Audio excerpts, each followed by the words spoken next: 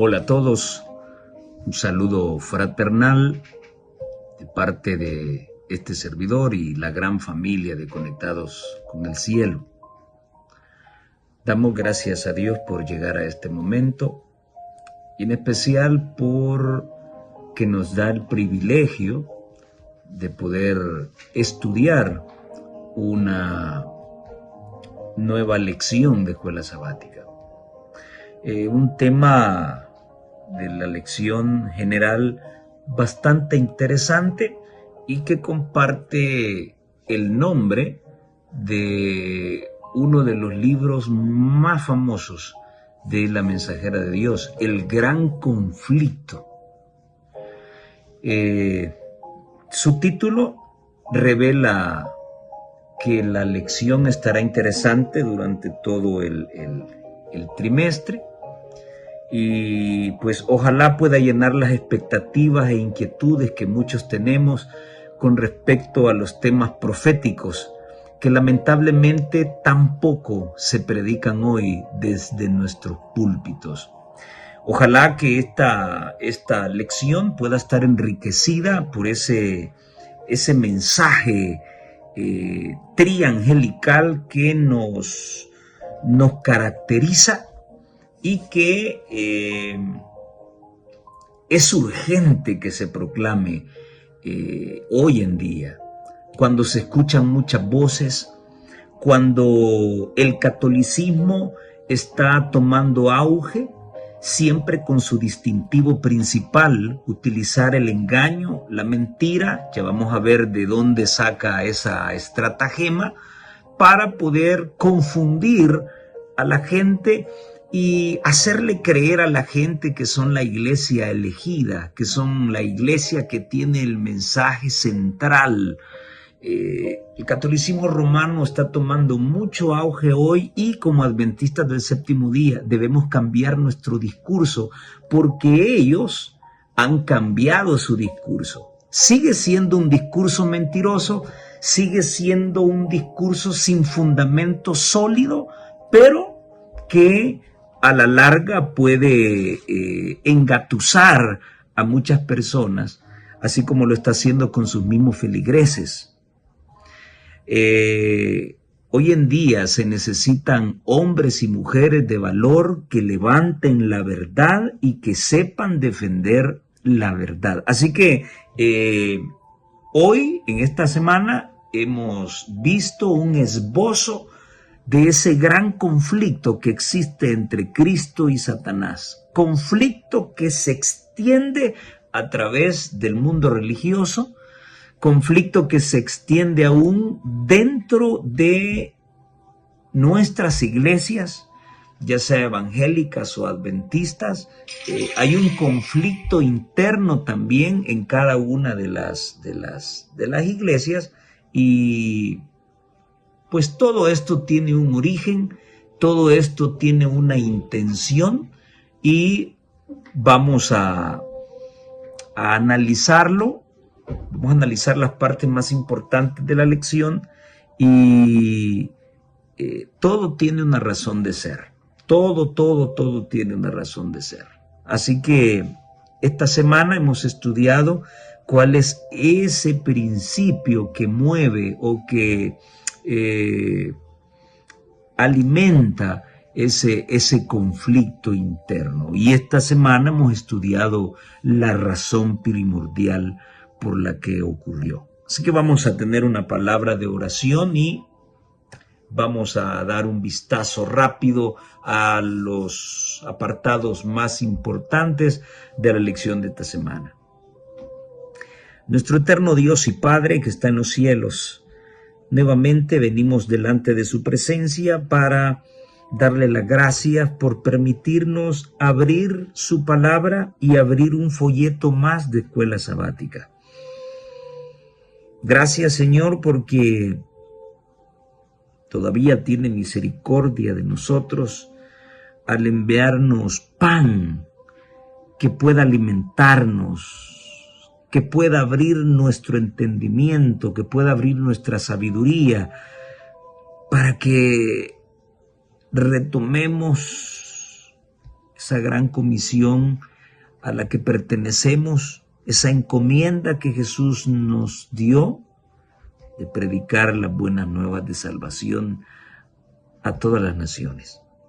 Bendiga su palabra, bendiga a nuestros hermanos, a nuestros amigos oyentes, que sea su espíritu quien impacte su corazón a través del estudio de su palabra. Lo pedimos en el precioso nombre de Jesús. Amén y amén. Lección número 1, la segunda lección del segundo trimestre del año 2024. La guerra detrás de todas las guerras. Hace mucho tiempo leía un documental en donde se enfatizaba que el cineasta George Lucas sacó la idea de su película tan famosa que tiene tantas trilogías, La Guerra de las Galaxias, del libro del Apocalipsis. Interesante, ¿no? Y precisamente esa estrategia que realizó de contar la película primero desde el final para contarla luego desde el principio, es algo que pues me imagino que también copió del capítulo 12 de Apocalipsis, porque la historia está contada al revés. Así que precisamente los versículos 7 y 8 del capítulo 12 de Apocalipsis nos revelan de que hubo una gran batalla en el cielo. Miguel y sus ángeles combatieron contra el dragón, y el dragón y sus ángeles combatieron, pero estos no prevalecieron, ni se halló más lugar para ellos en el cielo. Llama la atención de que este es un conflicto que se realiza en ese lugar al que todos deseamos pertenecer, el reino de los cielos. Allí surgió toda esta historia. Una historia llena de tantas preguntas, una historia llena de tantas situaciones que nuestra mente es tan finita para poder entenderlas, pero lo que ha sido revelado ha sido suficiente para entender el origen del pecado y el origen del odio que Satanás le tiene a Jesucristo. Esta batalla se realiza en el cielo. Hay mucha evidencia bíblica que revela que Miguel representa a Jesucristo. O en otras palabras, Miguel es Jesucristo. Él y sus ángeles combatieron contra el dragón. Me llama la atención ver cómo la imagen de los capitanes principales de ambos ejércitos están cubiertos. No se nos dice que Jesús y sus ángeles combatieron contra Satanás y sus ángeles. Recordemos que el libro de Apocalipsis es un libro simbólico, tiene mucho simbolismo, y que a través de otras referencias bíblicas podemos llegar a las conclusiones que debemos obtener para poder tener un panorama más amplio de lo que Dios quiere decirnos. Miguel y sus ángeles contienden contra el dragón. Miguel, que es Jesús, y el dragón, que es la serpiente antigua, que se llama Diablo o Satanás, que es la descripción que se da en el siguiente versículo, en el versículo 9 del capítulo 12. El autor de la lección dice: si Dios es tan bueno, ¿por qué el mundo es tan malo? ¿Por qué hay tantas personas malas en el mundo? ¿Cómo puede un Dios de amor permitir que exista tanta maldad? ¿Y por qué le pasan cosas malas a la gente buena? Y hay tantas preguntas, ¿no? ¿Por qué si Dios es un Dios de amor permite que los niños sufran? ¿O permite que los niños padezcan de malformaciones congénitas, traigan algún defecto de su fábrica genital, genética, perdón, problemas en sus genitales, problemas en sus miembros, problemas en su cerebro, síndrome de Down? ¿Cómo es posible que Dios hable de amor y permita que esos niños sufran? Y lo que más me llama la atención es que cuando la gente se pregunta ese tipo de situaciones, pareciera ser que todo gira alrededor de Dios y que el culpable de todo es Dios. Mis hermanos adventistas conocen muy bien el origen de esta historia, hoy lo hemos recordado esta semana, pero para nuestros amigos que no pertenecen a la iglesia y que han tenido la oportunidad de ver esta lección o tendrán la oportunidad de escuchar esta lección, se darán cuenta de cuál es el origen de todo esto. La palabra de Dios dice que el Señor tiene pensamientos de bien y de paz para la humanidad. Entonces, ¿por qué el mundo sufre? ¿Por qué hay tantas guerras? Bueno, que hay alguien que está interesado en destruir al hombre y echarle la culpa a Dios. Y esa es la historia que vamos a ver o que hemos estudiado esta semana.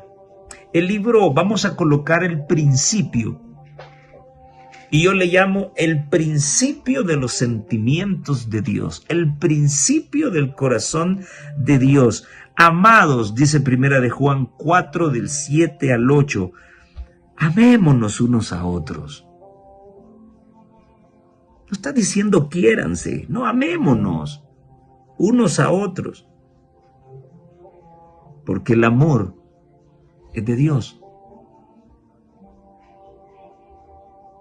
Él es el inventor del amor. Cuando nosotros aparecimos, el amor ya estaba inventado y fue precisamente la razón por la cual aparecimos, por el amor de Dios. Todo aquel que ama es nacido de Dios. Todo aquel que ama conoce a Dios. El que no ama no ha conocido a Dios, porque Dios es amor. Y ya esta cita desmorona, destruye, hace pedazos, deja a la luz ese conflicto que existe dentro del pueblo de Dios. Vamos los sábados a las iglesias a pegarnos en el pecho y nos odiamos unos a otros. Es tremendo eso. Siempre estamos señalando lo que fulano predica, siempre estamos señalando lo que fulano dijo, y esa pugna entre el liberal y el conservacionista, esa pugna se está volviendo más acentuada cada vez más. Y ningún bando quiere dar su brazo a torcer, ¿sí? Ningún bando quiere abandonar su posición. Y con ese sentimiento vamos y hacemos campañas evangelísticas. Si no piensas como piensan los dueños de la finca, entonces hay que marginarte. Nadie debe escucharte, porque eres un peligro, una amenaza para el negocio. Amémonos unos a otros. Si nos amamos unos a otros, somos nacidos de Dios y conocemos a Dios. Si no lo hacemos, no hemos conocido a Dios, porque Dios es amor. Me encantó lo que dijo el pastor Esteban Bora hace mucho tiempo.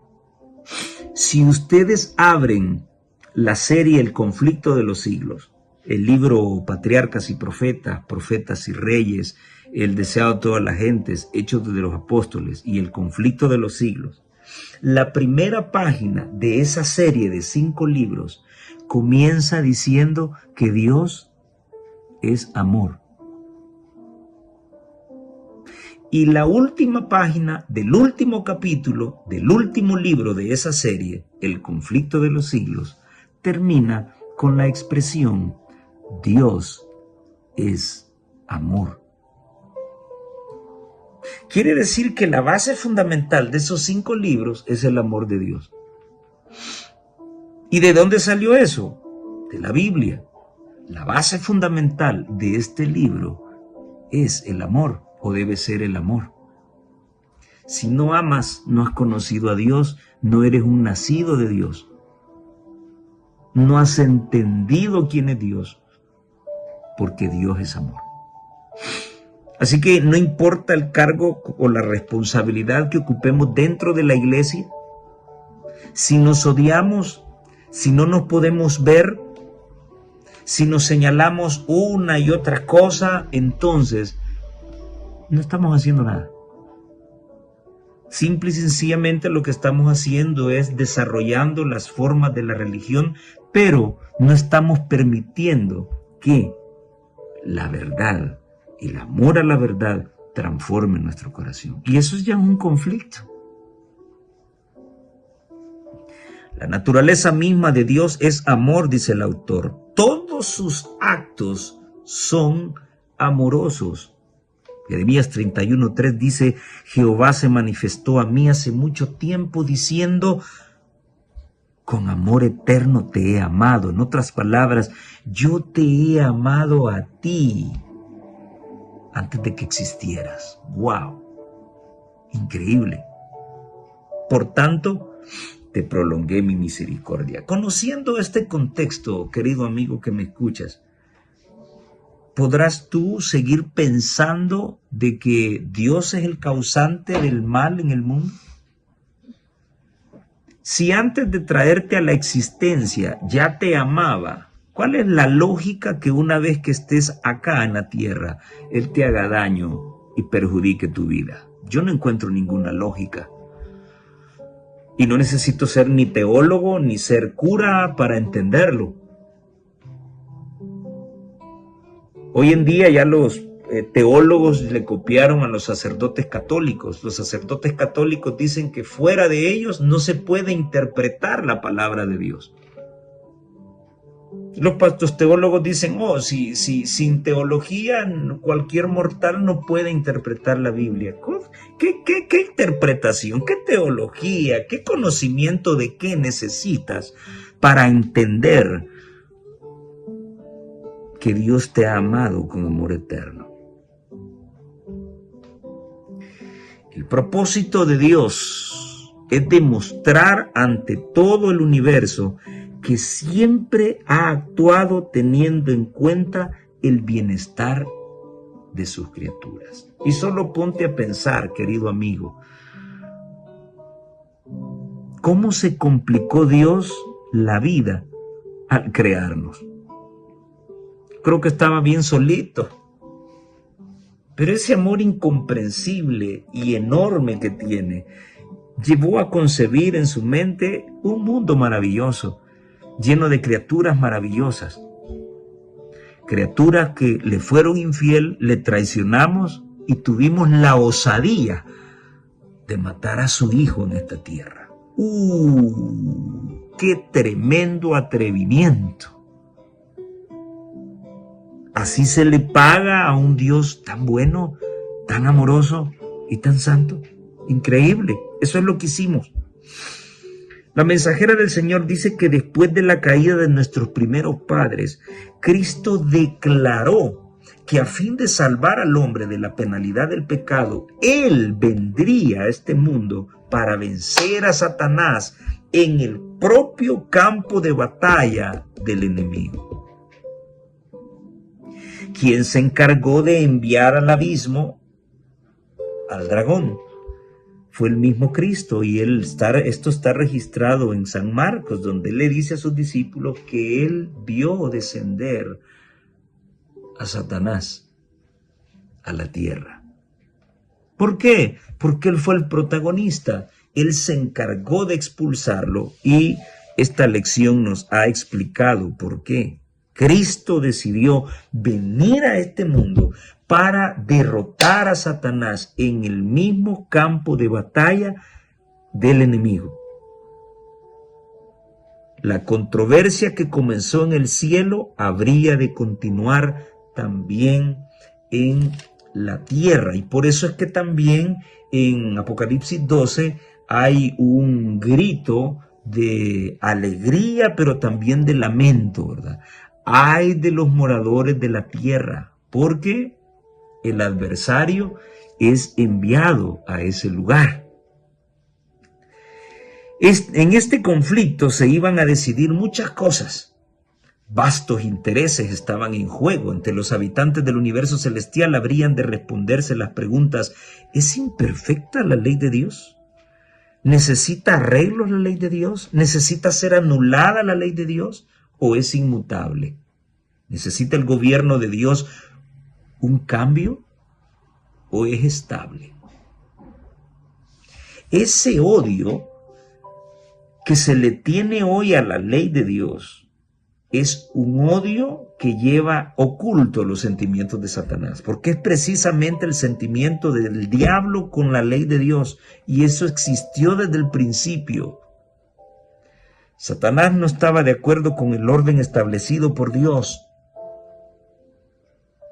Y vean cómo inicia esta lección hablando acerca del amor. El carácter de Dios es amor. Su ley es una ley de amor. Y los ángeles se deleitaban en el cielo, amando a Dios y amándose entre ellos mismos. La seriedad del conflicto por el que Cristo pasó fue proporcional a la dimensión de los intereses involucrados en su éxito o fracaso. Vean que la sierva de Dios lo pone en la ventana o en el contexto de que Cristo aún no ha venido a la tierra, solamente tomó la decisión de venir.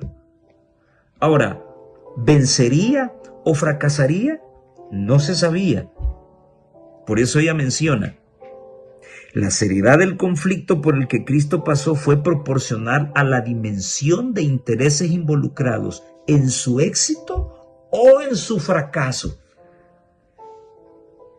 En lo que ella ha escrito revela que Cristo solo tomó la decisión. Ahora, ¿vencería o fracasaría? No estaba definido. Eso lo definiría Cristo en esta tierra. Y ustedes saben muy bien que allá en el Getsemaní, donde sudó gotas de sangre, allí se decidió tu salvación y mi salvación. Allí pudo haber sido el lugar donde Satanás venció a Cristo. Tanta fue la presión que Jesús le dijo a su padre: Padre, yo tengo miedo. Y tengo miedo porque yo no quiero fallarte. Tengo miedo que las cosas se hagan como yo quiero, pero por favor, no quiero que sea como yo quiero. Quiero que sea como tú lo has decidido. Tremendo eso. ¡Qué presión más grande! Jesús pudo haber dicho: hasta aquí. No puedo más. ¿Tenía razón de haberlo hecho? Sí. Sí. Porque fuimos nosotros los que erramos, no fue Él. Y Él tenía todo el derecho de retractarse y decir: hasta aquí llego.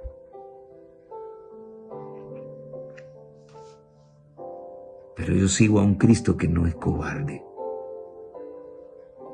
Y si Él tuvo la valentía para mantener sus principios hasta la muerte, yo también debo estar blindado con el corazón de Jesús.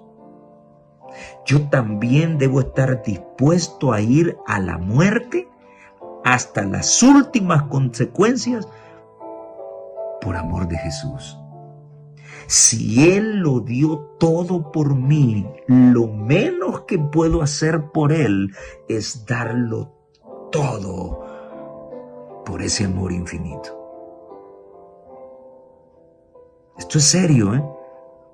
Esto es cuestión de guerra. Así como un soldado tiene toda la valentía para morir por su nación, para morir empuñando el pabellón de su nación, todo buen cristiano debe ser valiente y no un cobarde, no esperando un rapto secreto para salir del conflicto.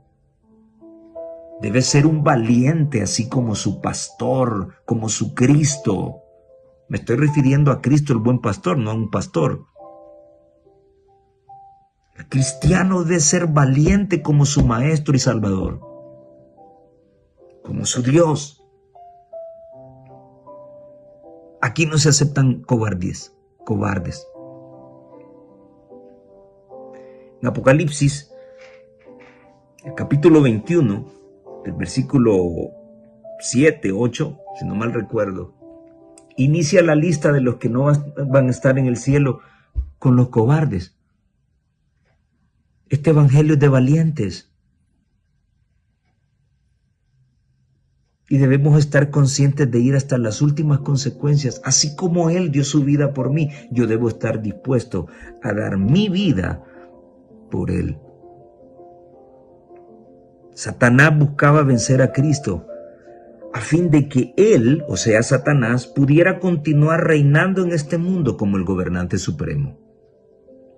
El Padre, el Hijo y Lucifer han dejado aclarada su auténtica relación mutua.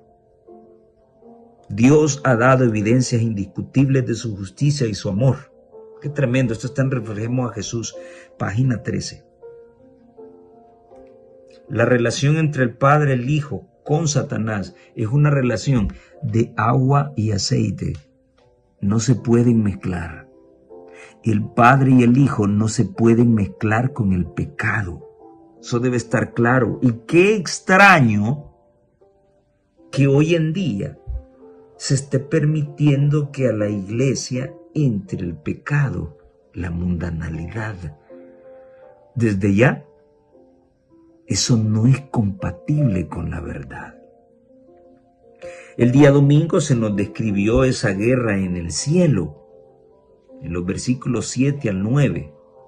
El versículo, ya lo leímos, menciona que Miguel y sus ángeles, Jesús y sus ángeles, luchaban contra el dragón y sus ángeles. Pero ¿quién es el dragón?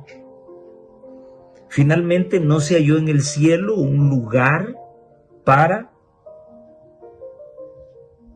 el dragón y sus ángeles. Y fue lanzado fuera el gran dragón,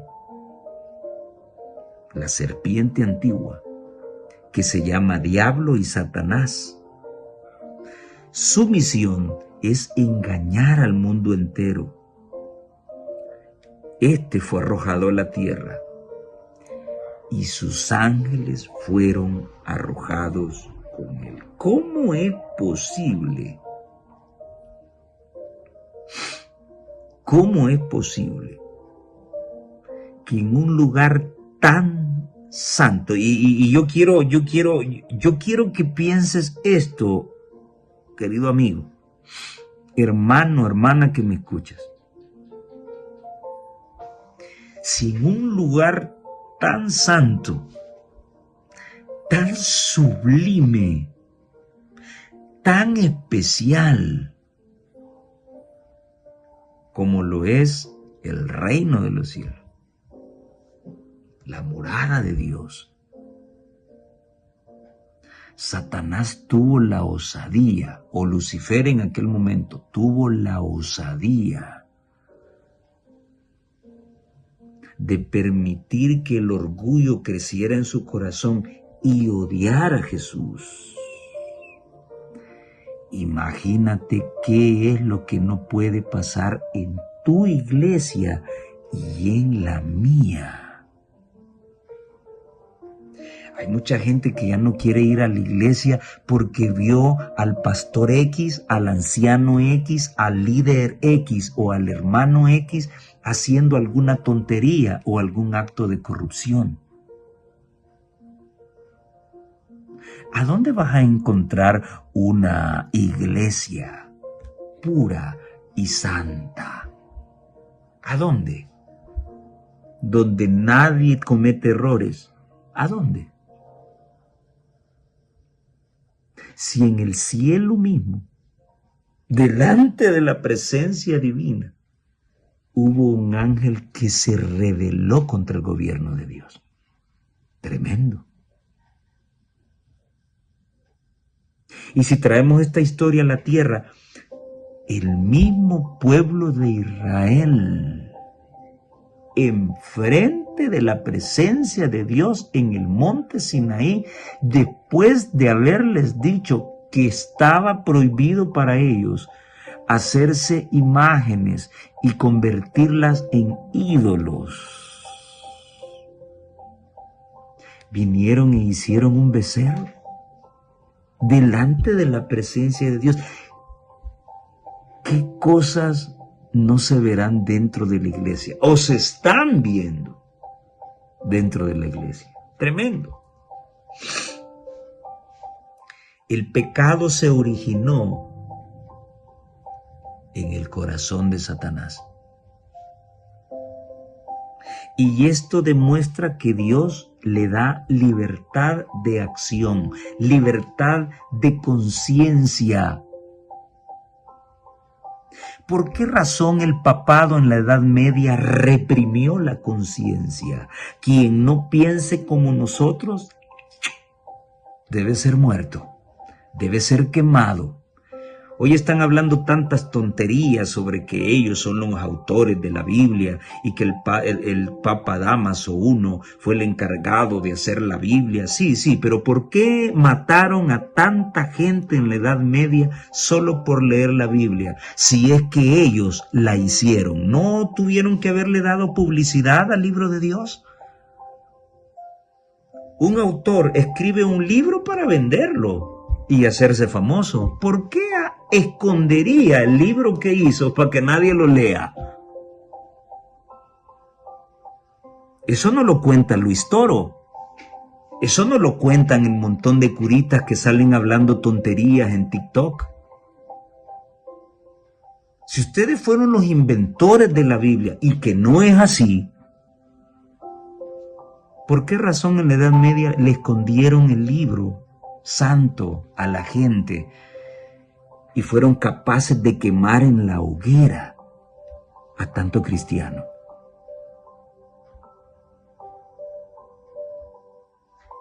Ese odio contra los principios de Dios, ese odio contra la ley de Dios es un viejo conflicto que se inició en el reino de los cielos. Yo te invito a que leas el libro La Historia de la Redención. Un libro maravilloso, y que puedas leer también Patriarcas y Profetas. Tan grande era la humildad de Cristo, que Cristo andaba en medio de los ángeles. Muchos confunden el hecho de que Miguel sea Cristo porque es un arcángel. El hecho de ser el principal de los ángeles, ¿eso significa que Cristo era un ángel? De ninguna manera. De ninguna manera. A mí me pueden nombrar director de una institución educativa donde solo hay mujeres. Sí, pero eso no significa de que yo soy una mujer. Soy un hombre. a mí me han llevado como director de esa institución y como el principal, como el encargado de esa institución, tengo que dar la cara por esa institución. Sí, pero yo soy un hombre, no soy una mujer, aunque solo mujeres estén. Este quizás sea un ejemplo tal vez tan ambiguo para dar a entender eso. El hecho de que Jesús fuera el principal de los ángeles no convertía a Cristo en un ángel.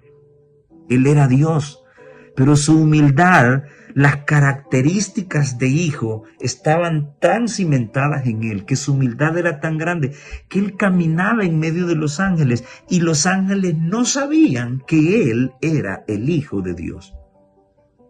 Los ángeles solamente observaban de que cuando había que tratar algo que solo la deidad debía saber, siempre Jesús estaba allí. ¿Quién era ese personaje?, decía Lucifer. ¿Quién era? ¿Por qué tiene que ser siempre él el que está en el concilio de paz? ¿Por qué no me llaman a mí? Y vean qué tremendo, porque el orgullo creció en el corazón, no en el ángel más feo del cielo. Creció en el corazón del ángel más bello y exaltado del cielo. Y aquí viene otra cuestión. La mensajera de Dios dice que después de Jesús, Satanás o Lucifer tenía el puesto más alto.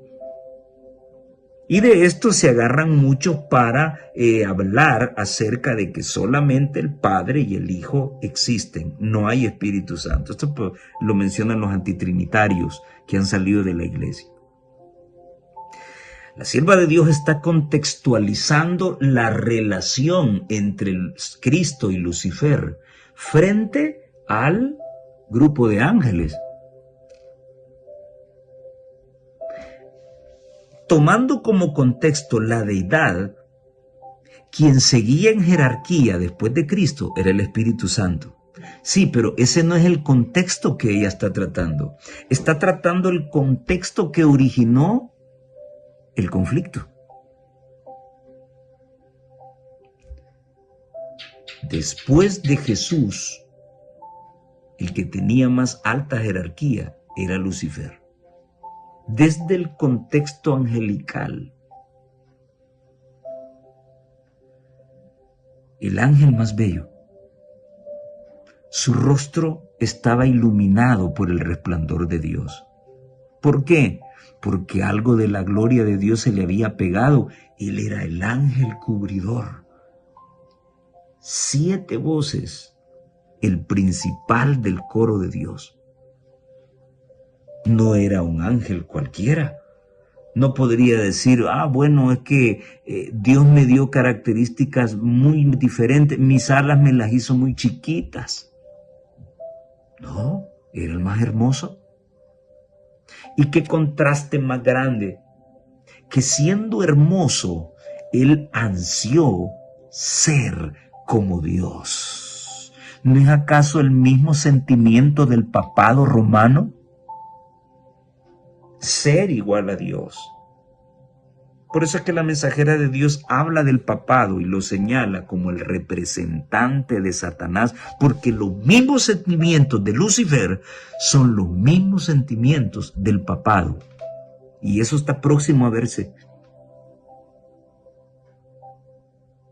¿Dónde está el contraste?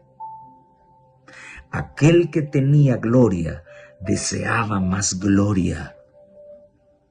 Y aquel que era Dios no quiso aferrarse a su título y vino a este mundo no a ensalzarse, sino a humillarse. Yo creo que desde el momento en que Cristo tomó la decisión de venir acá, ya Satanás estaba vencido. Su humildad era tan grande. Así que la rebelión creció tanto, y creció tanto. Los ángeles se acercaron para decirle que se retractara de sus planes de rebelión. Los concilios celestiales, dice el Conflicto de los Siglos, página 485, lo rogaron a Lucifer. El Hijo de Dios le hizo presentes la grandeza, la bondad y la justicia del Creador. Jesús se involucró también. No solamente sus compañeros le advirtieron de lo que podía ocurrir si se levantaba una rebelión, sino que Cristo mismo llegó y le presentó a Lucifer la grandeza, la bondad y la justicia de Dios y la naturaleza sagrada e inmutable de su ley. Dios mismo había establecido el orden del cielo y Lucifer, al apartarse de ese orden, iba a deshonrar a su Creador y a traer la ruina sobre él mismo. Pero la siguiente porción que voy a leer es una respuesta a lo que muchos se preguntan. ¿Por qué Dios no tiene misericordia de aquellos que están ya perdidos y que han tomado una decisión y que finalmente van a ir a perdición? Porque entre más ruegos, más se endurece su corazón. ¿Recuerdan las plagas? Entre más caen las últimas 7 plagas, los hombres no se arrepienten, sino que blasfeman más sobre Dios. Y la mensajera de Dios termina este párrafo: pero la amonestación dada con un espíritu de amor y misericordia infinitos, solo despertó espíritu de resistencia. Entonces no hubo más remedio. Y al ver que las cosas estaban saliendo de control, entonces Dios tuvo que tomar la decisión de presentar a su Hijo como el Hijo eterno de Dios. Y los ángeles se sorprendieron y quedaron maravillados. ¿Este es el Hijo de Dios? ¿Este que ha andado entre nosotros y no se la ha picado, hablando en buen salvadoreño? ¿Y no se ha exaltado y no nos ha maltratado? ¿Este que siempre nos ha tratado tan bien? ¿Este es el Hijo de Dios? Todos cayeron en abrumadora reverencia hacia Cristo. Lucifer también se arrodilló, dice la sierva de Dios, pero se arrodilló así como muchos doblan sus rodillas dentro de las iglesias, solo por compromiso, no por amor. Su corazón todavía estaba lleno de orgullo.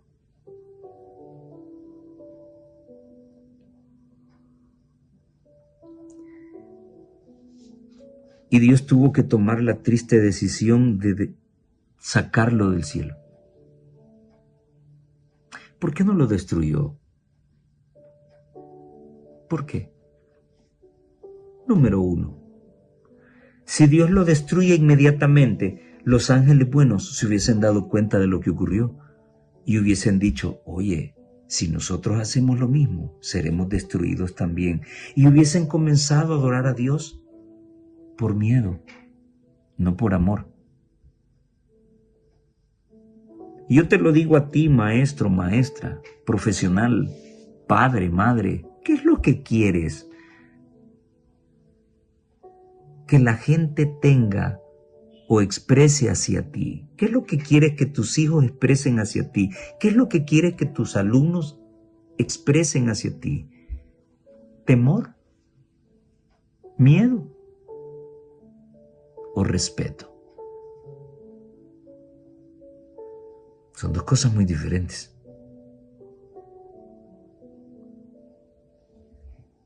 Así que Satanás finalmente no fue destruido por eso. Además, para que se revelara el carácter justo de Dios, le perdonó la vida para que el tiempo demostrara que Dios es justo y tenía la razón. Tremendo. Lean la historia de la redención. Satanás pidió una audiencia con Cristo para pedir perdón. Y el Hijo de Dios, nuestro amado Jesús, le explicó las razones por las cuales ya no podía revertirse la decisión. Tremendo eso.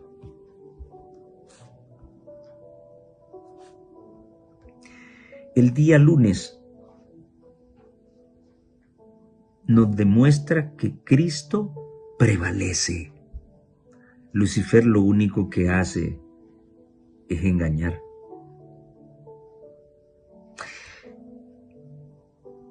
Amigo, amiga que me escuchas, ¿te has puesto a pensar en la poderosa influencia engañadora de Satanás? ¿Quién soy yo comparado a un ángel? ¿Quién eres tú comparado a un ángel? La Biblia dice que hemos sido hechos un poco menor que los ángeles. Si Satanás tuvo el poder para engañar a la tercera parte de los ángeles del cielo, ¡ja!, que son un poquito más superiores que nosotros, ¿qué crees que Satanás no haría con nosotros? Y a veces nos creemos tener más experiencia que Satanás. A veces creemos tener el control contra el pecado. Tremendo. Arrastró a la tercera parte de las estrellas del cielo, dice Apocalipsis 12:4, y las arrojó sobre la tierra. ¡Qué poder más grande! Satanás engaña, Cristo prevalece.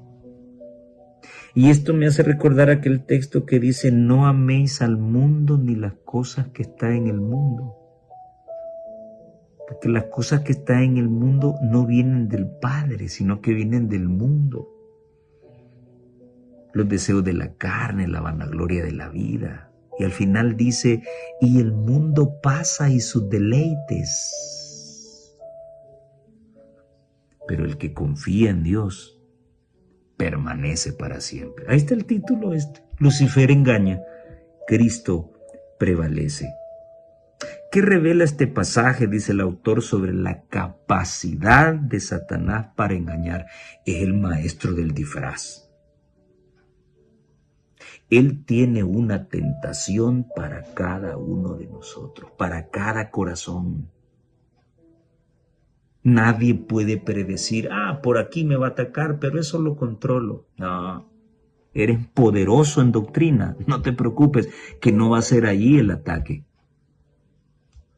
Va a ser a través de los sentimientos. Hay muchos que se creen poderosos por tener este evangelio, pero están siendo probados por los sentimientos. Traicionan a sus esposas o a sus esposos, pierden un hijo, pierden una hija, reciben una desilusión amorosa. Todo el conocimiento poderoso que tenían de la Escritura se viene abajo, y un problema sentimental los hizo pedazos.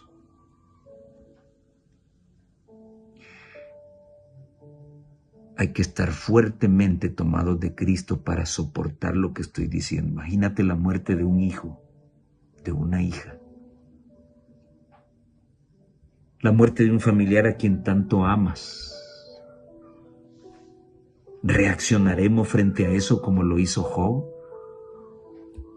No creas porque eres poderoso en doctrina y manejas las profecías, estás preparado para enfrentar a Satanás. No, te va a agarrar por el lado donde menos crees. ¿Por qué?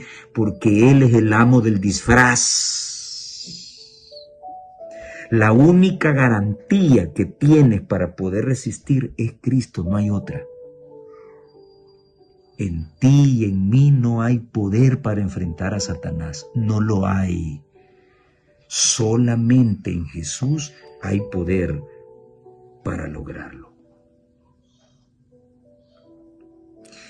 El autor pregunta cuáles son las lecciones que podemos aprender de la batalla en el cielo con relación a nuestra propia batalla personal. Hay un gran parecido tremendo. Si se arrastró a la tercera parte de ángeles que han estado delante de la presencia de Dios, imagínate cómo está el mundo. Yo creo que más de la tercera parte del mundo, o podría decir más de los 2/3 del mundo, están bajo el dominio de Satanás. El arte del disfraz. Y como consecuencia de esta batalla, este es un conflicto que trajo impactos serios a la tierra. Hay un libro muy interesante que les recomiendo leer de Malachi Martin, y es el libro sobre los jesuitas. En su introducción dice que siempre ha habido una pugna entre el papado y los jesuitas. Siempre. Y que en ese conflicto, la decisión que se tome en ese conflicto va a afectar al mundo. Y lo estamos viendo hoy en día. De igual manera, este conflicto entre Cristo y Satanás trajo ciertas consecuencias al mundo. Y cuando el hombre fue creado perfecto a la imagen y semejanza de Dios, Satanás vio una oportunidad para poder cobrar venganza. Dios, como lo hemos estudiado en la lección, no nos hizo autómatas. Dios nos dio la capacidad de decidir.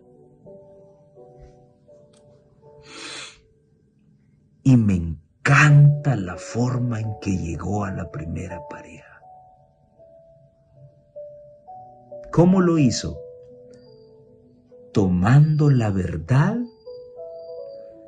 y darle vuelta a una palabrita. ¿No es lo mismo que escuchas hoy en día? Así que Dios les ha dicho que no coman de todos los árboles. ¿Eso fue lo que Dios le dijo al hombre? No, le dijo que podía comer de todos, menos de uno. Menos de uno. Satanás vino y le dio vuelta. Así que Dios os ha dicho que no pueden comer de ninguno. Se parece, pero no es así. ¿No es lo que escuchas hoy en día? Hoy el católico dice, si Dios no prohíbe las imágenes, lo que prohíbe son los ídolos. Una vueltecita. Voy a demostrarles que María está viva, dice Luis Toro. Y cita a Juan en el contexto de la historia cuando Cristo resucita a Lázaro. El que crea en mí, aunque esté muerto, vivirá. Vaya, ahí está la prueba de que María está en el cielo viva. Bonito, ¿eh? Se toma la verdad para darle vuelta a algunas cláusulas y convertirlo en una mentira. Y es precisamente lo que hizo con Adán y Eva. Y encontró en Adán y Eva la oportunidad para hacerlo. ¿Cuál fue la paga de todo esto? El pecado. ¿Y cómo cambió nuestro planeta? El comportamiento de los animales, el comportamiento de la naturaleza, el aparecimiento de virus y bacterias. Los animales comenzaron a perseguirse y a comerse. Los animales comenzaron a tenerle miedo a su amigo, ya no podían estar cerca de él. Hubo tantos conflictos.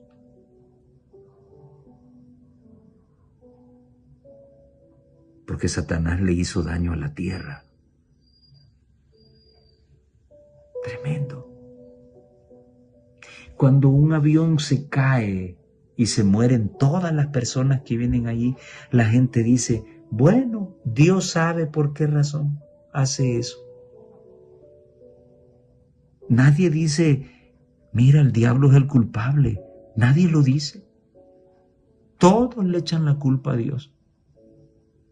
La guerra en X país, los niños de X país padeciendo hambre. ¿Por qué Dios permite esas cosas si es un Dios de amor? Si Dios no tiene nada que ver en eso.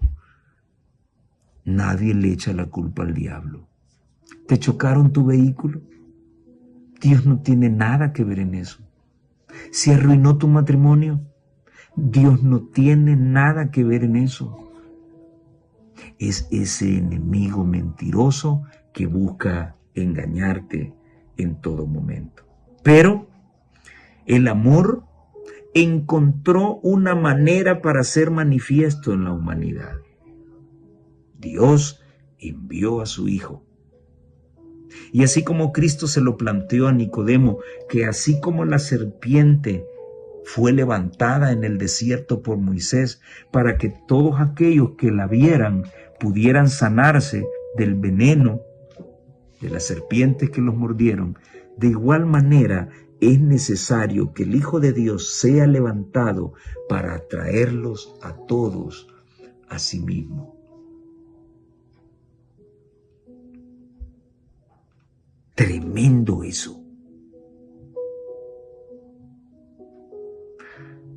¿Te imaginas con qué ansia Satanás estaba esperando a Jesús?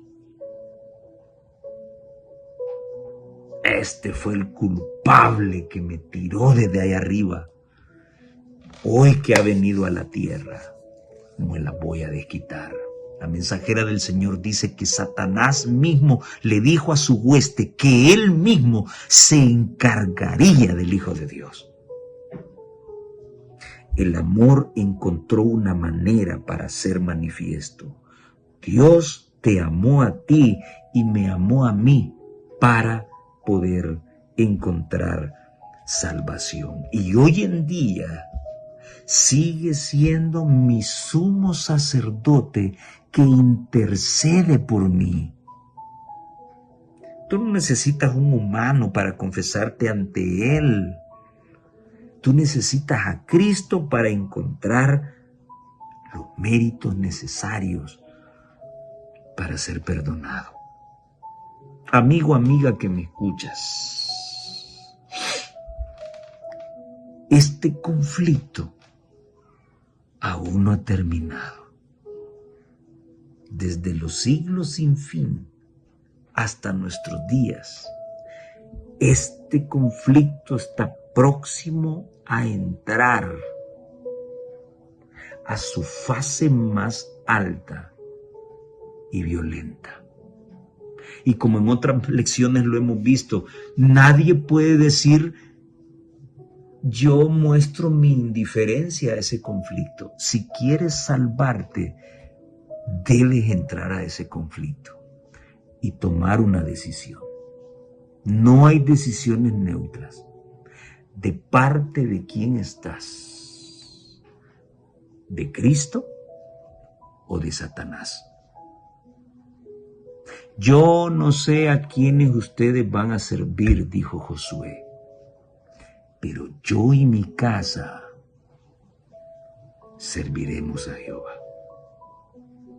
Qué bonito, ¿verdad?